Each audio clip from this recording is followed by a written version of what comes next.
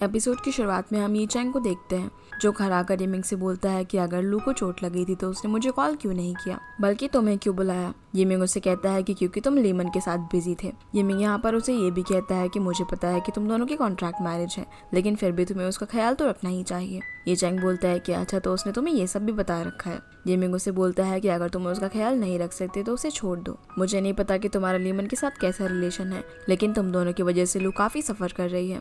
ये सब बोलकर येमिंग यहाँ से चला जाता है और ये चैंग जाकर लू को देखता है जो कि अपने रूम में सो रही थी।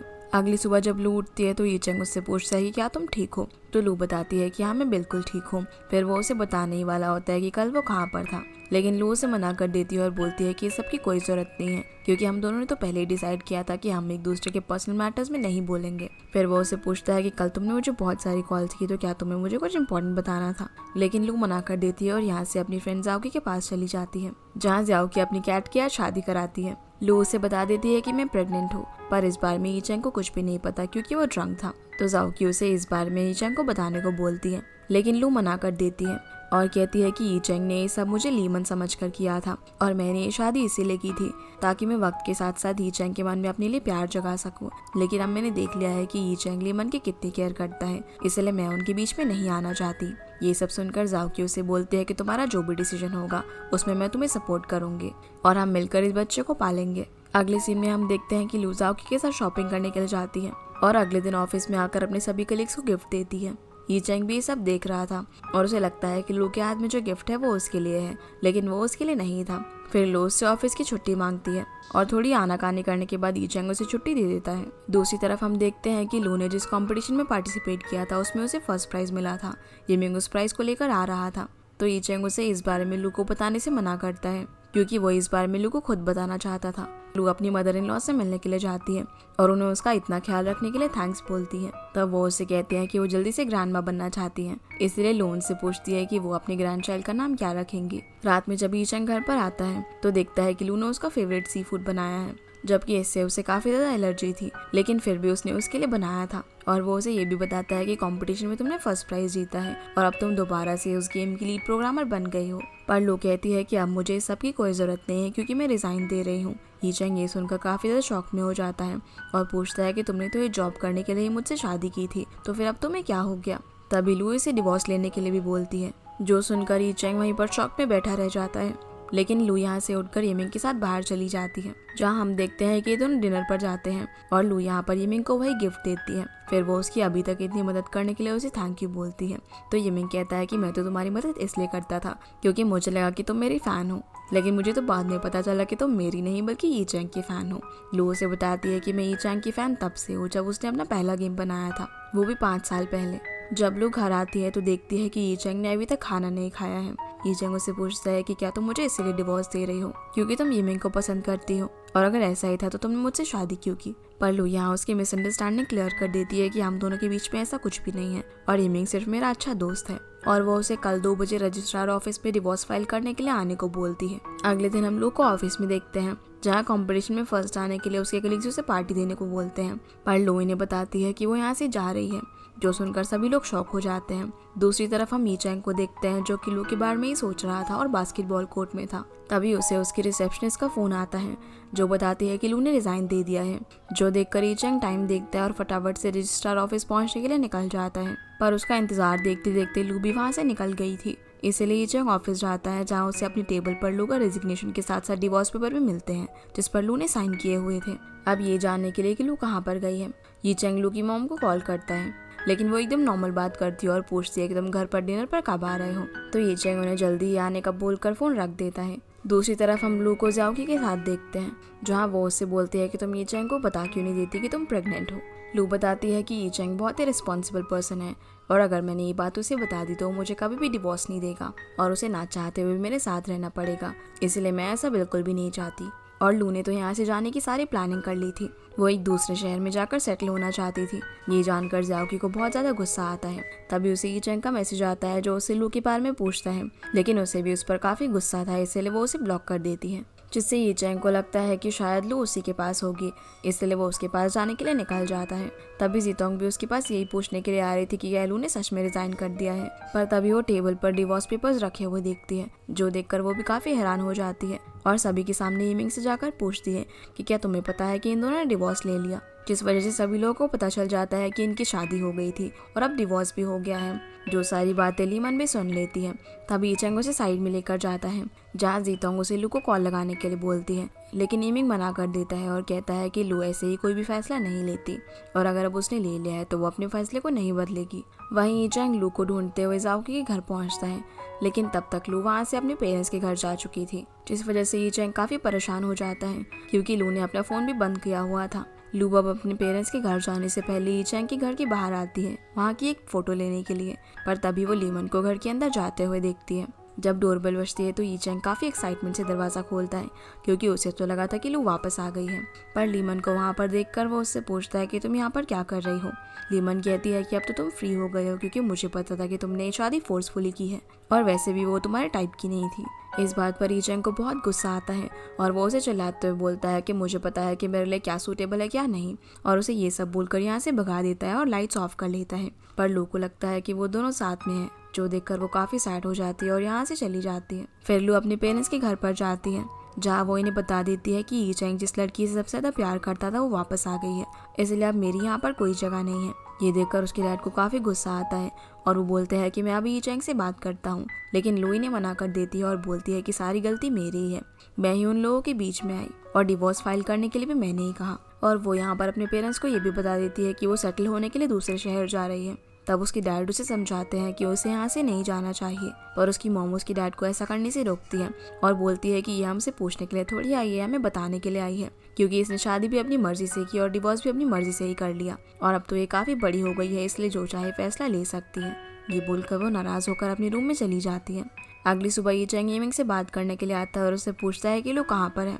तो ये चैंग कहता है कि क्या तुम हम पर शक कर रहे हो। ये चैंग उसे बोलता है कि जब वो तुमसे आखिरी बार मिली थी तो क्या उसने तुम्हें कुछ नहीं बताया कि वो मुझसे डिवोर्स क्यों लेना चाहती है। तो यिमिंग उसे मना कर देता है और कहता है कि मैंने तो तुम्हें पहले ही कहा था कि तुम मुझसे बात किया करो, पर तुम्हें तो उसके बारे में कुछ भी नहीं पता कि उसके लाइक्स डिसलाइक्स क्या है। और वैसे तो लू ने मुझे ये बात बताने के लिए मना किया था, लेकिन मैं तुम्हें ये बता रहा हूँ कि वो तुम्हें तब से लाइक करती है जब तुमने अपना पहला गेम बनाया था, इसीलिए जाकर उसे चेक करो। वहाँ पर मौजूद मैसेजेस को देखकर ई चैंग को याद आता है कि लू ने उससे सबसे पहले तब बात की थी जब वो स्कूल में थी और उसका बनाया हुआ गेम लू को काफी पसंद आया था और लू से ही बात करने पर ई चैंग को नए गेम का आइडिया आया था, जहाँ ई चैंग तो वो अपने काम में काफी बिजी हो गया था, लेकिन लू हर रोज उसे इस आईडी पर ही मैसेज करती थी। अब वो इन सभी मैसेजेस को पढ़कर लू को याद कर ही रहा था, तभी उसे मैसेज आता है कि गुड बाय ई चैंग, जिससे वो समझ जाता है कि लू अभी भी यहीं पर है, इसलिए वो भागते हुए कहीं पर जाने लगता है और रास्ते में लू के किए हुए सारे मैसेजेस को याद कर रहा था, जिसमें उसने मेंशन किया था कि वो कब कब उससे मिली थी यूनिवर्सिटी में,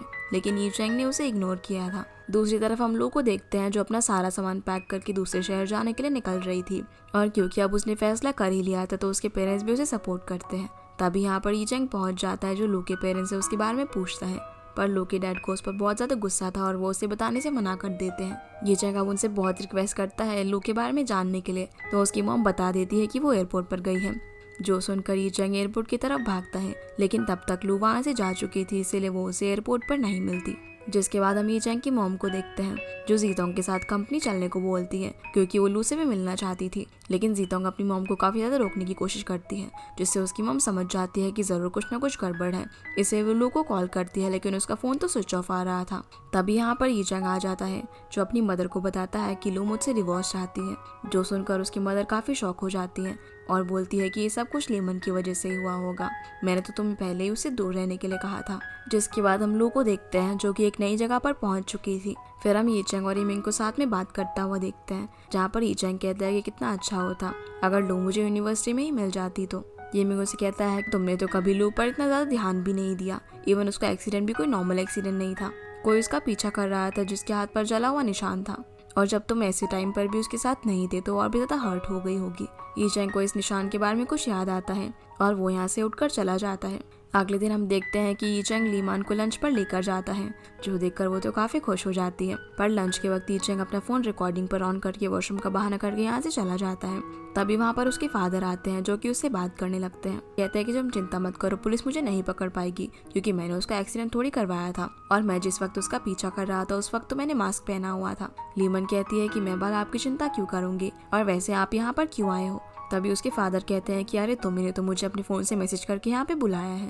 तभी यहाँ पर ई चैंग आ जाता है, जो बोलता है कि वो मैसेज मैंने किया था, क्योंकि जब वो लीमन को लंच पर यहाँ पर लेकर आया था तब वो उसे ये बोलता है कि तुम्हारी लिपस्टिक खराब हो गई है। अब जैसे ही लीमन अपनी लिपस्टिक ठीक करने के लिए वॉशरूम में जाती है तो ई चैंग उसके फोन से उसके डैड को मैसेज कर देता है। लीमन के फादर उसे बोलते हैं कि मैं तो सिर्फ तुम्हारी वाइफ को डराने की कोशिश कर रहा था, जिससे कि वो तुम्हें छोड़ दे, लेकिन उसका एक्सीडेंट हो गया जिसके अंदर मेरा कोई भी हाथ नहीं था। तभी लीमन सफाई देते हुए कहती है कि इस सब के बारे में मुझे कुछ नहीं पता। तो उसके फादर भी बोल देते हैं कि हाँ, ये सब मैंने ही अपनी बेटी के लिए किया है। ई चैंग बोलता है कि पहले तो तुम अपनी बेटी को काफी बुली कर रहे थे, पर अब तुम्हें अपनी बेटी की इतनी ज्यादा केयर की होने लगी।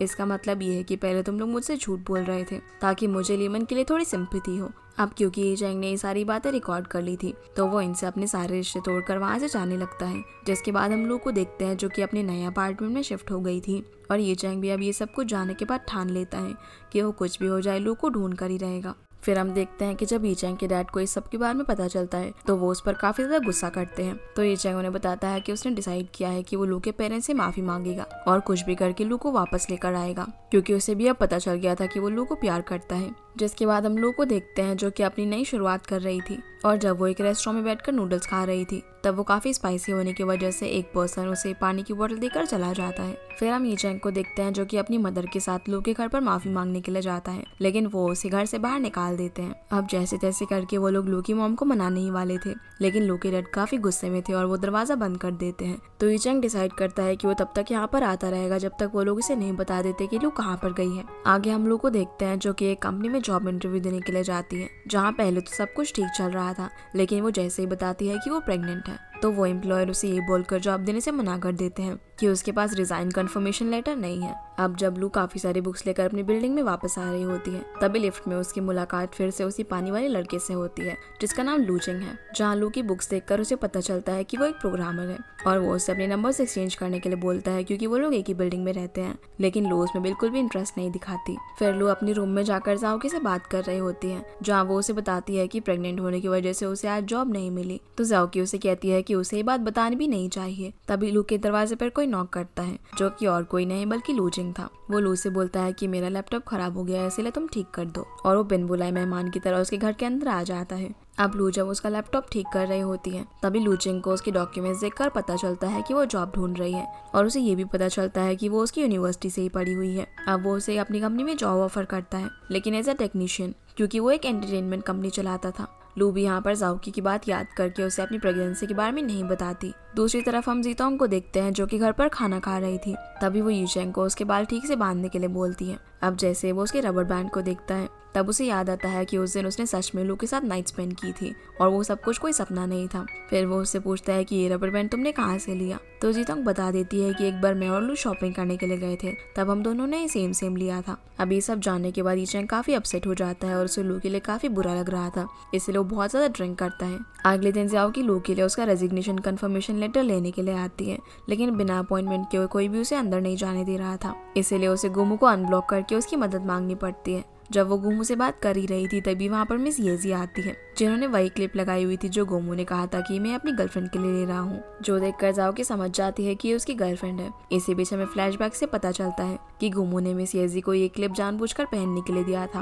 ताकि वो जाओकी के मन में मिसअंडरस्टैंडिंग क्रिएट कर सके। जिसके बाद हम लीमन को देखते हैं जो कि किसी वजह से हॉस्पिटल जाती है, जहाँ पुलिस वाले उसके डैड को हॉस्पिटल लेकर आए थे और अब वो जेल में थे क्योंकि यीचेंग ने उनके खिलाफ कंप्लेंट की थी। इसी बीच लीमन को ये पता चलता है कि उसके डैड को स्टमक कैंसर है। फिर हम यीचेंग को देखते हैं जो कि अब भी बार बार लू के घर पर जाता है, लेकिन उसके पेरेंट्स उसे लू के बारे में कुछ नहीं बताते। यहाँ अब उसे अपने किए पर भी काफी पछतावा हो रहा था, इसीलिए अब वो अपने काम में भी थोड़ा बिजी हो जाता है। वहीं लू भी अपना और अपने बेबी का बहुत ही अच्छे से ख्याल रख रही थी और ऐसे ही थोड़ा वक्त बीत जाता है। जिसके बाद जीतंग ऑफिस में आकर ईचंग को बताती है कि मॉम तुम्हारे लिए ब्लाइंड डेट्स प्लान कर रही है, क्योंकि लू के जाने के बाद से ही तुम काम में काफी ज्यादा बिजी रहते हो और अपना बिल्कुल भी ध्यान नहीं रखते। तो ईचंग डिसाइड करता है कि वो किसी बिजनेस ट्रिप का बहाना करके यहाँ से चला जाएगा। यिमिंग भी उसे कहता है कि मैं जिस बिजनेस ट्रिप पर जाने वाला था उसमें मेरी जगह तुम चले जाओ। वही हम लू को उसके घर पर देखते हैं, जहाँ लूजिंग फिर से बिन बुलाए मेहमान की तरह उसके घर पर आ जाता है। तभी लूजिंग का किसी को कॉल आता है और वो लू को बताता है कि कॉलेज टाइम में मैं सबसे ज्यादा जिस बंदे को हेट करता था वही मेरी कंपनी में विजिट करने के लिए आ रहा है। जिसके बाद हम लू को उसकी कंपनी में काम करता हुआ देखते हैं, जहाँ पर शाओ नाम की लड़की उससे काफी इम्प्रेस थी और वो उसे बहुत ही एडमायर करती थी। पर इस कंपनी के डायरेक्टर मिस गाओ उससे काफी ज्यादा जेलस फील करती थी। इसी बीच हम देखते हैं कि ईचंग लूजिंग की कंपनी में विजिट करने के लिए आता है और यही वो पर्सन था जिसके बारे में लूजिंग बात कर रहा था। पर अफसोस यहाँ पर ईचंग लू से नहीं मिल पाता। इसके बाद जब लू सुपरमार्केट में सामान लेने के लिए जाती है तब वहाँ पर वो ईचंग को देख लेती है और वो उसे देखकर छुप जाती है। जिसके बाद हम देखते हैं कि ईचंग लूजिंग के घर में ही रुकता है और दोनों साथ में बैठकर वाइन पी रहे थे और उसे सैड देखकर वो उससे पूछने की कोशिश करता है कि क्या बात है, लेकिन ईचंग उसे कुछ भी नहीं बताता। दूसरी तरफ लू सोच रही थी कि ईचंग यहाँ पर क्या कर रहा होगा, क्या वो उसे ढूंढने के लिए आया है, लेकिन तभी वो सोचती है कि नहीं वो तो यहाँ पर किसी बिजनेस ट्रिप के लिए आया होगा। और अगली सुबह ईचंग वापस से अपने घर चला जाता है, जहाँ इन्वेस्टिगेट करने के बाद उसे पता चलता है कि लू का डेमो और किसी ने नहीं बल्कि लीमन ने ही डिलीट किया था और उसने इसके एविडेंस के लिए सीसीटीवी फुटेज भी डेवलप करा ली थी। ये सब जानकर ईचंग को बहुत ज्यादा गुस्सा आता है और वो लीमन को इस बारे में काफी सुनाता है। तो लीमन भी इसे गुस्से में बोल देती है कि ये सब तुम उस लू की वजह से कर रहे हो जो कि तुम्हें छोड़कर चली गई है। ईचंग कहता है कि मैं कुछ भी कर उसे वापस जरूर लेकर आऊंगा। यहाँ वो उसे कहती है कि लू ने हमें उस दिन होटल में एक साथ जाते हुए देख लिया था और मैंने तुम्हारे टी शर्ट पर उस दिन एक लिपस्टिक का मार्क भी लगा दिया था, जिससे उसे पक्का गलतफहमी हो गई होगी। ये सब जानकर ईचंग को काफी गुस्सा आता है और वो उसे ये बोलकर चला जाता है कि तुम वो इंसान नहीं हो जिसे मैं कभी जानता था। दूसरी तरफ हम लू को देखते हैं, जिसे मिस गाओ नीचे दिखाने के लिए उसे कंप्यूटर का काम देती है, ये सोचकर कि ये तो एक टेक्नीशियन, पर क्योंकि लू एक प्रोग्रामर थी तो वो झट से उसका काम कर देती है, जो देखकर शाओ उससे काफी इम्प्रेस हो जाती है और वो उसे भी प्रोग्रामिंग सिखाने के लिए बोलती है। जिसके बाद हम जियाओ की को लू से बात करता हुआ देखते हैं, जहाँ वो उसे बताती है कि वो जिस मेल कैट को अपनी कैट के लिए लेकर आई थी वो उसके ओनर से बात करती है और उसने उसे गिफ्ट वगैरह भेजना भी स्टार्ट कर दिया है। वो काफी अच्छा पर्सन है, इसलिए वो उसे डेट भी करना चाहती है। पर लू उसे बोलती है कि तुम किसी से बिना मिले ये सब कैसे डिसाइड कर सकती हो, पता नहीं वो कैसा पर्सन होगा, इसीलिए तुम्हें उससे एक बार मिल लेना चाहिए। फिर हम हीचंग को देखते हैं, जो कि हमेशा की तरह लू के पेरेंट्स के घर के बाहर खड़ा हुआ था। तभी वहाँ पर उनकी एक नेबर आ जाती है और अब लू के पेरेंट्स को उसके लिए दरवाजा खोलना ही पड़ता है। तो मौका देखकर हीचंग भी घर के अंदर घुस जाता है और कहता है कि मैं चोंगिंग सिटी से आपके लिए काफी सारा सामान लेकर आया हूँ। ये सुनकर उसके पेरेंट्स पूछते हैं कि तुम वहाँ पर क्या करने के लिए गए थे, तो वो बताता है कि मैं तो वहाँ बिजनेस ट्रिप पर गया था। तभी वो नोटिस करता है कि उस सिटी से तो यहाँ पर ऑलरेडी बहुत सारा सामान पड़ा हुआ है, जो देखकर पूछने लगता है कि क्या लू चोंगिंग सिटी में है। तब उसके पेरेंट्स हड़बड़ाते हुए मना करने लगते हैं, जिससे ईचंग समझ जाता है कि वो वहीं पर है और वो उसके पेरेंट्स को थैंक यू बोलकर वहाँ से चला जाता है। अब ईचंग रास्ते में ईमेंग का कॉल करता है और कंपनी का सारा काम उस पर छोड़कर लू को ढूंढने के लिए निकल जाता है। वहीं ईमेंग बेचारा जीतोंग के साथ था, जिसने काफी ज्यादा ड्रिंक की हुई थी। अब ईमेंग उसे उसके घर छोड़ने जाने वाला था, लेकिन जीतोंग मना कर देती है और कहती है कि अगर मेरी मॉम मुझे इस हालत में देख लेंगी तो मुझे काफी ज्यादा डांटेंगी। इसलिए कोई ऑप्शन ना होते हुए बेचारा ईमेंग उसे अपने घर लेकर जाता है। अगली सुबह जब जीतोंग की आंख खुलती है तो वो ये देखकर काफी खुश होती है कि वो यमिंग के घर में है और वो उसकी एक शर्ट पहनकर उसके सामने जाती है। पर यमिंग ब्रेकफास्ट बना रहा था तो वो इस पर ध्यान नहीं देता। जीतोंग कहती है कि तुम मुझे इसलिए नहीं देख लेना क्योंकि मैं काफी हॉट लग रही हूँ। तो यमिंग इसकी तरफ मुड़कर देखता है, जो काफी फनी लग रही थी। तो वो उसे कहता है कि पहले एक बार शीशे में अपना चेहरा तो देख लो। अब जब अपना चेहरा देखती है तो वो काफी एम्बैरस हो जाती है।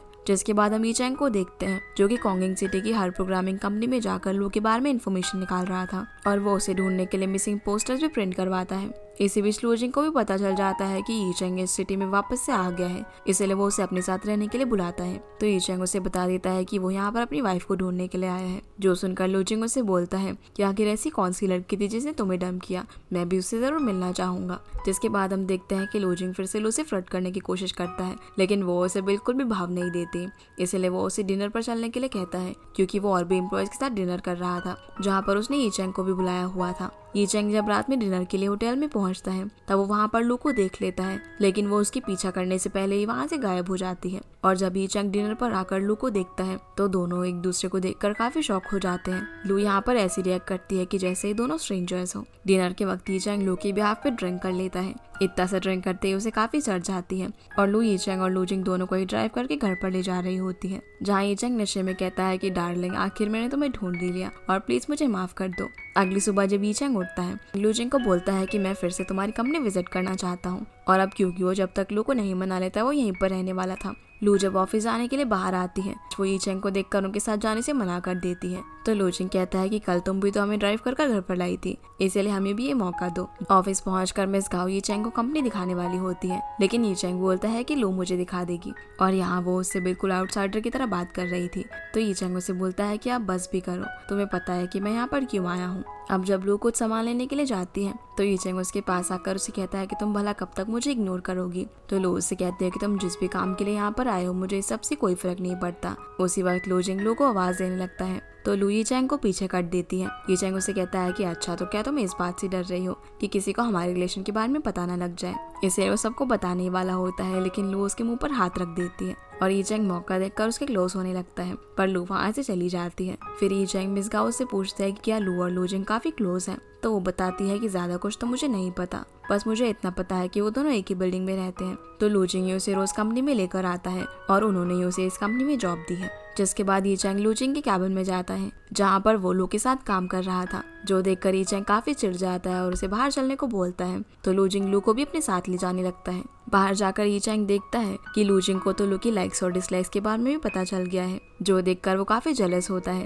और पूछता है कि आखिर तुम दोनों मिले कैसे थे। तो लू जिंग बताता है कि मैं उसके घर पर अपना लैपटॉप ठीक करवाने के लिए गया था। ये चैंग बोलता है कि लू तुम कितनी लापरवाह हो, किसी भी स्ट्रेंजर के लिए अपने घर के दरवाजे ओपन कर देती हो। जिसके बाद हम जाओगी को देखते हैं जो कि उस कैट के ओनर से आज मिलने वाली थी, पर जब उसे पता चलता है कि वो कोई और नहीं बल्कि गुमू है तो वो इस बात से काफी नाराज हो जाती है और घर आकर उसके सारे गिफ्ट्स कचरे के डब्बे पे रख देती है। पर जब उसे कोई लेकर जाने लगता है तो जाओ की उन्हें वापस ले लेती है और घर जाकर सोचने लगती है कि क्या वो सच में गुमू को लाइक करने लगी है। वहीं ये चैंग लू को अपने साथ डिनर पर चलने के लिए बोलता है तो लू जिंग वहाँ पर आकर कहता है कि तुम मेरे बगैर कहाँ जा रही हो। अब इन दोनों को इस तरह देखकर लू वहाँ से जाने लगती है। तभी चाओ वहाँ पर आ जाती है तो लू उसे अपने घर प्रोग्रामिंग सिखाने के लिए ले जाती है। फिर हम लू को देखते हैं जो कि शाओ को प्रोग्रामिंग सिखा रही थी। तभी उसे ई चैंग बार बार मैसेज करता है, लेकिन लू उनका कोई जवाब नहीं देती। इसलिए ई चैंग उसे परेशान करने के लिए बॉल से खेलने लगता है, क्योंकि वो ली चैंग के साथ जस्ट उसके ऊपर वाले फ्लोर पर ही रह रहा था। वहीं शाओ भी इस बात से काफी खुश थी कि लू उसे इतने अच्छे से प्रोग्रामिंग सिखा रही है,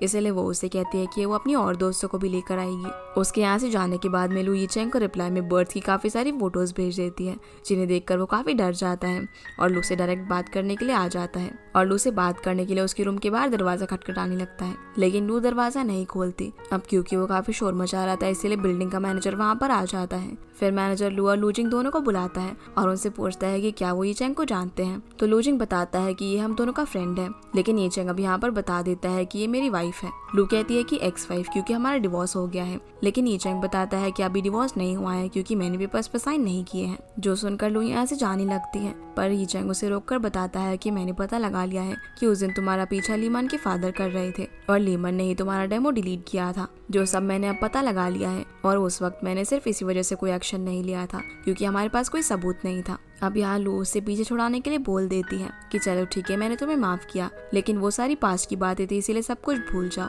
क्योंकि मैं अब मूव ऑन कर चुकी हूँ और मैं किसी और से प्यार करती हूँ। लू जिंग भी तभी फटाफट बीच में बोल पड़ता है कि हाँ वो मुझसे प्यार करती है और उसे लेकर यहाँ से चला जाता है। जो सब सुनकर बेचारा ये चैंग तो काफी अपसेट हो जाता है।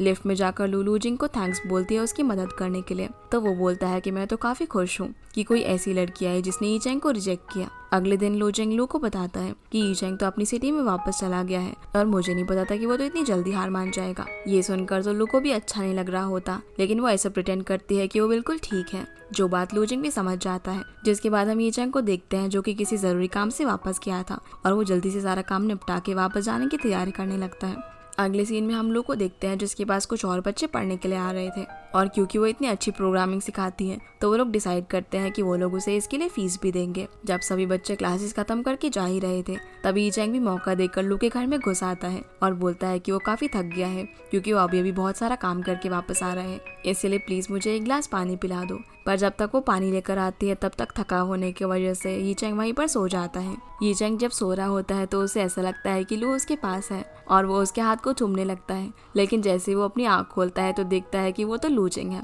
वो उससे पूछता है कि तुम यहाँ पर क्या कर रहे हो, तो लू चिंग उसे बोलता है कि तुम बताओ कि तुम यहाँ पर क्या कर रहे हो क्योंकि ये तो मेरी गर्लफ्रेंड का घर है। फिर वो उसे अपने साथ अपने रूम के अंदर ले जाता है, जिसके बाद हम जाओकी को देखते हैं जो कि लाइव स्ट्रीमिंग कर रही थी। तभी उसे पता चलता है कि उसकी कैट की बेबी होने वाले हैं और उसे समझ नहीं आ रहा होता कि वो डिलीवरी कहाँ पर करवाए, घर पर या फिर हॉस्पिटल में। उसी वक्त उसे गुम्मू को कॉल आता है जो उसे बोलता है कि मैं जल्दी से तुम्हारे घर पर आ रहा हूँ और हम कैट को हॉस्पिटल लेकर चलते हैं। और हॉस्पिटल में जाओकी की कैट को बहुत ही क्यूट बेबी होते हैं। वो गुम्मू से पूछती है कि भला तुम्हें इस बारे में कैसे पता चला कि कैट को बेबी होने वाले हैं, तो वो बताता है कि मैं हमेशा तुम्हारी लाइव स्ट्रीम देखता हूँ और मुझे उसी से पता चला। फिर गुम्मू उसे बेबीज और कैट को यहीं पर कुछ दिन रखने के लिए बोलता है ताकि उनकी अच्छे से केयर हो सके। तो जाओकी उसे बोलती है कि क्योंकि तुम मेल कैट के ओनर थे तो कहीं तुम अपने साथ बेबीज को ले जाने का तो नहीं सोच रहे। तो गुम्मू कहता है कि वैसे तो मैं ऐसा नहीं सोच रहा, लेकिन अगर तुम मुझसे फिर से फ्रेंडशिप नहीं करोगी तो मैं आधे बेबीज को अपने साथ ले जाऊंगा। इसीलिए जाओकी उसके साथ फ्रेंडशिप कर लेती है और असल में वो यही चाहती थी। फिर हम देखते हैं कि ये चैंग लू चिंग की कंपनी के साथ एक कोलैबोरेशन करता है,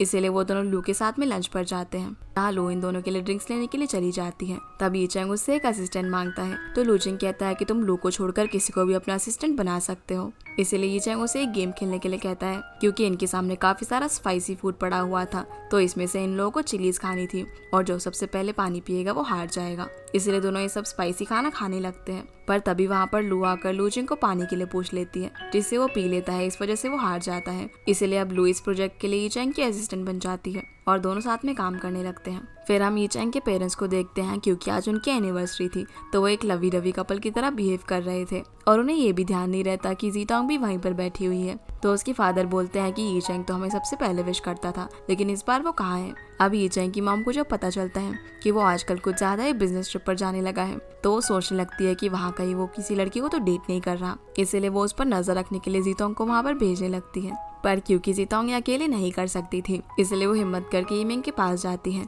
और उसे भी अपने इस प्लान में शामिल होने के लिए कहती है। इसी के साथ ये एपिसोड यहीं पर खत्म हो जाता है। तो गाइस ये थी आज की वीडियो एंड आई होप आप लोगों को ये वीडियो पसंद आई होगी, तो इस वीडियो को लाइक कर चैनल को सब्सक्राइब जरूर कीजिएगा। आपसे फिर मिलते हैं अगले एपिसोड में, तब तक के लिए गुड बाय।